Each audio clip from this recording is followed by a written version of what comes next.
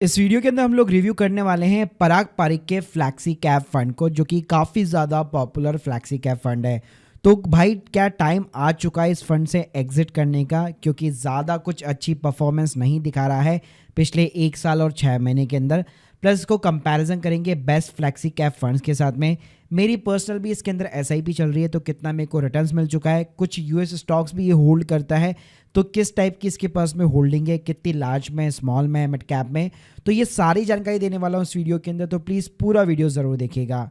Start करने से पहले बताना चाहूँगा, आई एम नॉट द सेवी रेस्टर पर्सन। तो ये वीडियो भाई सिर्फ एजुकेशनल पर्पज़ के लिए है। पहले देखो, मैं आपको अपनी पर्सनल एसआईपी यहाँ पे दिखा देता हूँ। तो आप देख सकते हो स्क्रीन के सामने, अभी तक 75,000 रुपीज़ का इन्वेस्टमेंट हो चुका है।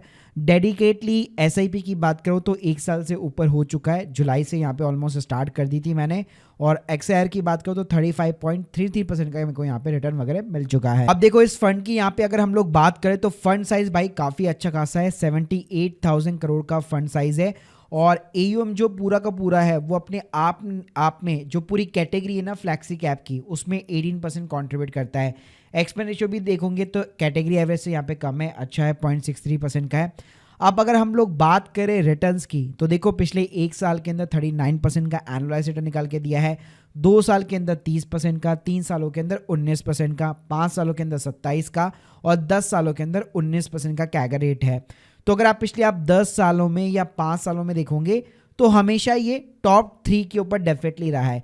लेकिन भाई पिछले 3 सालों से इसने यहाँ पे रिटर्न्स जो है इतने अच्छे निकाल के नहीं दिए। अगर आप rank with in the category देखोगे, कभी भी अगर आपको टॉप 10 के अंदर भी यहाँ पे ये मिलने वाला नहीं है। फ्लैक्सी कैप के अंदर ऑलमोस्ट अगर मैं कंपेयर भी करता हूँ, मोर देन 93 प्लस यहाँ पे फंड से स्क्रीन के सामने आप देख सकते हो। और अगर मैं पिछले 10 सालों के कंपैरिजन के बेसिस पे फिल्ट्रेशन करना चाहूँ तो टॉप 3 फंड्स के अंदर मैं क्वांट को, जीएम फ्लैक्सी कैप फंड्स को और पराग पारिक को रख सकता हूँ, जिसने पिछले 10 सालों के अंदर जो है ऑलमोस्ट 21 से लेकर 19% का यहाँ पे कैगर रेट निकाल के दिया है। लेकिन अगर आप पिछले 1 साल में या पिछले 6 महीने की बात करते हो, पिछले 3 महीने की बात करते हो, तो पराग पारिक यहाँ पे अंडर परफॉर्मेंस दिखा रहा है। इवन भाई क्रिजल ने भी, अगर आप इसकी रेटिंग स्टार देखोगे, क्रिजल ने भी यहाँ पे इसको 3 स्टार की रेटिंग दे रखी है। जबकि पहले अगर आप 2024 के पहले बात करोगे तो फ्लैक्सी कैप कैटेगरी के अंदर इसको 5 स्टार की रेटिंग मिली हुई थी। अब इसका अगर मैं कंपैरिजन करता हूँ जैसे क्वांट के साथ में, फ्लैक्सी कैप फंड के साथ में, या एचडीएफसी फ्लैक्सी कैप फंड्स के साथ में, तो अगर मैं रिटर्न्स का भी यहाँ पे कंपैरिजन करना चाहूँ तो डेफिनेटली 1 साल के अंदर भाई ये किसी को भी बीट नहीं कर पाया है। अगर आप 5 साल या 10 साल की बात करते हो तो वहाँ पे आपको अच्छे रिटर्न्स देखने को मिलते हैं। बाकी 1 साल और 3 साल के कंपैरिजन के बेस पे आपको ये अंडर परफॉर्म ही दिखेगा। पराग पारिक में भाई अगर मैं पोर्टफोलियो की यहाँ पे बात करता हूँ तो लार्ज कैप सबसे ज़्यादा है भाई, इसका 49% है। इन्होंने अपनी होल्डिंग भाई मोस्टली लार्ज कैप में लगा रखी है। जबकि अब अभी अगर आप रिसेंटली देखोगे तो मिड कैप और स्मॉल कैप जो है इन्होंने यहाँ पे काफ़ी अच्छे रिटर्न्स दिए हैं, जबकि उसके अंदर इसका कंट्रीब्यूशन बहुत ही कम है, मतलब होल्डिंग्स कम है, केवल 4%, और स्मॉल कैप के अंदर केवल 7% की होल्डिंग है।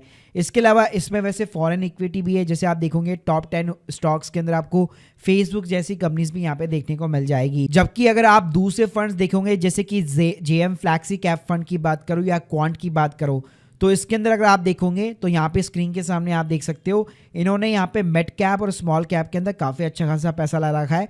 जैसे इस साल जो है 1 साल के अंदर जेएम फ्लैक्सी कैप फंड की बात करूं तो पिछले 1 साल के अंदर इसने 61% का रिटर्न निकाल के दिया है, जबकि पराग पारिक केवल 40% के ऊपर है। तो यहाँ पे अगर आप देखोगे तो मिड कैप स्मॉल कैप के अंदर इसका काफ़ी अच्छा खासा कॉन्ट्रीब्यूशन है, और पिछले 1 साल के अंदर मिड कैप स्मॉल कैप काफ़ी ज़्यादा भागे हैं। अगर मैं रिस्क रेशियो वाइज बात करूँ तो डेफिनेटली पराग पारिक के यहाँ पे आपको ग्रीन सिग्नल देखने को मिल जाएंगे, क्योंकि ज़्यादा रिस्क आपको यहाँ पे देखने को नहीं मिलेगा। स्टैंडर्ड डिविएशन भी यहाँ पे आपको लो वॉलेटिलिटी देखने को मिलेगा, और जितना आप रिस्क उठा रहे हो उसके अगेंस्ट में जेएसएन अल्फा भी पॉजिटिव देखने को मिलता है। इसके अलावा अगर इनके मैं पोर्टफोलियो होल्डिंग्स की बात करूं कि अगर लेट सपोज आपने 2 फ्लैक्सी कैप फंड को यहाँ पे चूज कर रखा है तो क्या आपको कॉमन होल्डिंग्स देखने को मिलेगी।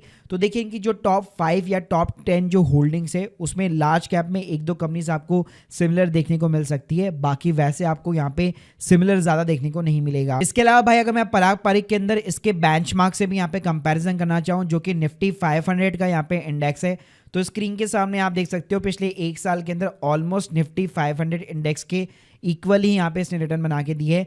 पिछले 2 साल के भी कंपैरिजन करूँ, 3 साल में भी कंपैरिजन करूँ, तो इसने अपने इंडेक्स को यहाँ पे मतलब जो अपना बेंच मार्क है उसको भी ये बीट वगैरह नहीं कर पाया है। प्लस रिसेंटली एक और चैनल है एवरीडे गाइड करके, तो वो भी एक म्यूचुअल फंड का यहाँ पे एनालिस करते हैं, तो वहाँ पे भी आप देख सकते हैं उन्होंने यहाँ पे पॉइंट्स वगैरह निकाले थे काफ़ी सारे फैक्टर्स के बेसिस पे, जिसमें पराग पारिक को जो है इन्होंने 3 पॉइंट्स अलॉट कर रखे हैं, क्वांट को जो इन्होंने 6 कर रखे हैं, और जेएम फ्लैक्सी कैप फंड्स को यहाँ पे 8 पॉइंट्स यहाँ पे जो है कंसीडर किया हुआ है। तो गाइस आप लोगों को क्या लगता है इस फंड के अंदर आपको एसआईपी अपनी कंटिन्यू करनी चाहिए, नहीं करनी चाहिए? प्लीज़ मुझे कमेंट बॉक्स के अंदर ज़रूर बताइएगा। और भाई मैं इस फंड के साथ में यहाँ पे अपनी SIP JM flexi cap fund के साथ शुरू कर चुका हूँ। आप लोगों का इस बारे में क्या ओपिनियन है? प्लीज़ कमेंट बॉक्स के अंदर अपनी राय ज़रूर बताइएगा।